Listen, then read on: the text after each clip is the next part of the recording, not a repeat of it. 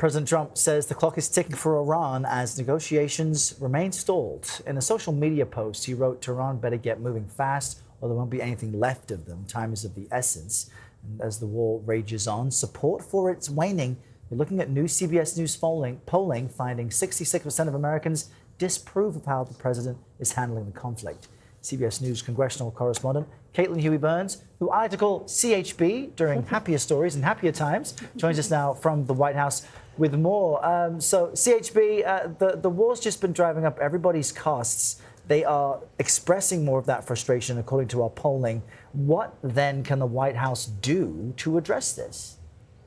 Hey, Errol, that's right. I mean, uncertainty is the word that we're hearing from voters over and over again, and that is the key word coming out of this new polling from CBS News. They're uncertain about what is going on, and they're seeking more clarity, especially when it comes to how the U.S. could reopen the Strait of Hormuz, because that is something that is affecting gas prices here at home. And we're seeing that in our poll, Errol.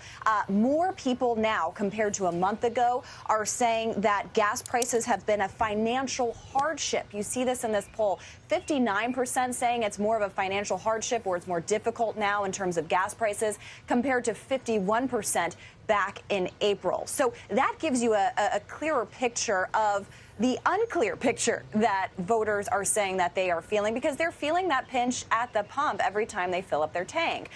This also translates to overall views of the administration and of the president on the economy. Remember, the economy has always been Trump's calling card, his trump card, really. During the campaign and in the early days and months of his presidency, he did have stronger numbers on the economy, but now they are hitting the newest low in his presidency, in his second term so far. Job approval overall, when you're looking at it, 63% say they disapprove of the job Trump is doing as president, and that number jumps when they're talking about the economy specifically. 67% of poll respondents say that they disapprove of Trump's handling of the economy.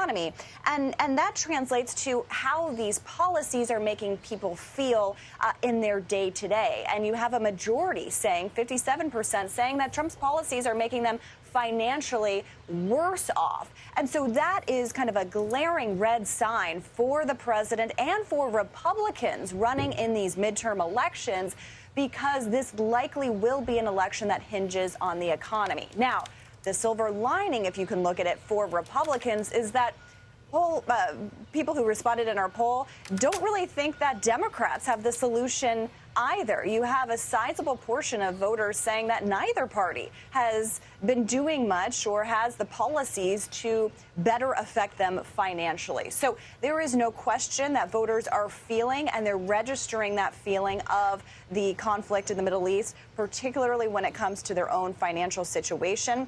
And as we can talk about, there doesn't seem to be a deal, on the horizon. Well, what do we know, Caitlin, about where things stand right now with negotiations? Are both sides talking to each other indirectly, at least?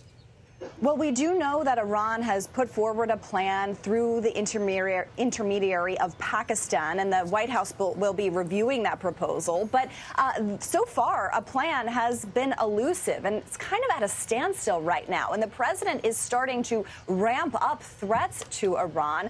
Over the weekend, he said that basically they have to come to a deal fast. He said the clock is ticking, and there won't be anything left of them if they don't start moving fast. And then Iran, through their foreign minister, is saying that they can't trust the Americans. So take that at face value, still far apart. And the president has been continuing to say that the key item here is making sure that Iran doesn't have a nuclear weapon. What does that look like in terms of the deal? We're going to be looking forward to tomorrow. Axios is reporting that there is going to be a meeting in the Situation Room tomorrow to discuss military options. And we'll see if that is something that could ramp up soon, or whether they review this proposal and buy some more time. A very key meeting to keep an eye on. Caitlin Huey-Burns, thank you so much. For more on this, let's bring in global affairs analyst Jonathan Wachtel. Jonathan, as you just heard our Caitlin Huey-Burns report, Axios is reporting that there's going to be a meeting tomorrow to discuss potential military options in Iran, further military options. Do you think this stalemate between the two countries will continue, or is there any diplomatic way out? Well, Adriana, certainly the Iranians want to stretch this as far as they can go. The regime feels it's back against the wall here. And the longer this continues, as we've seen with these polls coming out that are, pretty terrifying if you're looking at this heading into a midterm election. And a Republican, certainly, and on in the camp of Donald Trump, this is a time in which you really want this conflict to be resolved, to move this behind, so that the economy can start to recover and inflation would then start to ratchet down. So the stakes are high, and the Iranians really have this clock that they want to play out. The president appears to be stuck between two bad decisions. If he stays and increases military action, then in many ways the higher costs we're experiencing and the polling suggests Americans don't like and they're angry at the president for it, that continues.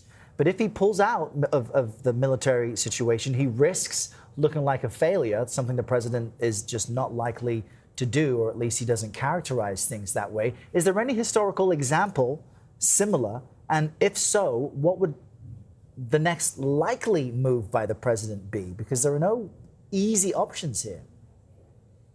Errol, it really comes down to, does the Trump administration have the wherewithal and the ability to stick this out and brave the unpopularity of high gas prices and the economic pressures? The truth is the Iranian regime has always had a nuclear weapons dimension to their program. The UN discovered that, quite a long time ago. And there have been these efforts since the Islamic Revolution to try to contain this country, which has been, a major threat, a regional threat. And of course, the prospect of nuclear weapons is utterly terrifying.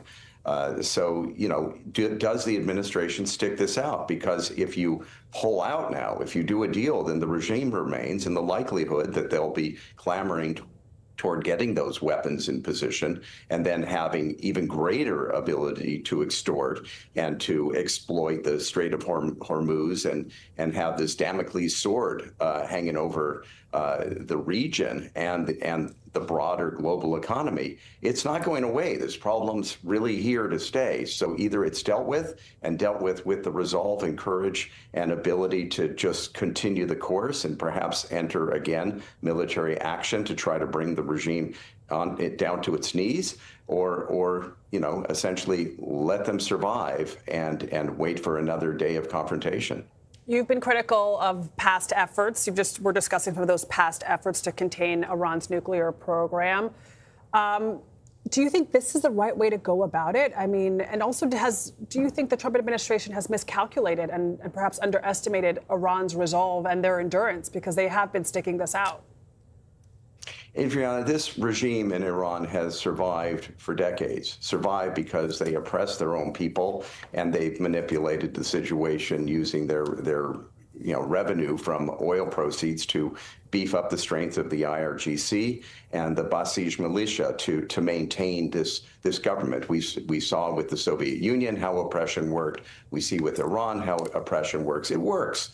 And the only way to break this is to, of course, see an end to the regime, in which you would have the popular uprising and a change of government. Unfortunately, it can't happen. We see even with Iran having been pulverized, the regime. And when I say Iran, I'm not talking about the Iranian people. I'm talking about a government that has held on to power by brutal force and of course, wants to stay in power. And they know that if they concede, for instance, on these negotiations to a big degree, they're done. They're finished. Their existence is all about the Islamic Revolution, about toppling the United States, death to the United States, death to Israel. This has been their mantra. They really believe it, and that's what they're working toward. So if they concede, then they lose their power, essentially. So that's why we're in this stalemate. It's not that we're dealing with a democratically elected government in Iran. We're dealing with an autocracy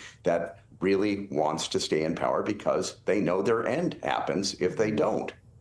And meanwhile, the Iranian people are being affected by all of this. Yeah, we started this massively. war out with the president calling for them to rise up, and the regime is still has its hold on the country. Jonathan Wachtel, thank you so much for joining us. Thank you, Jonathan.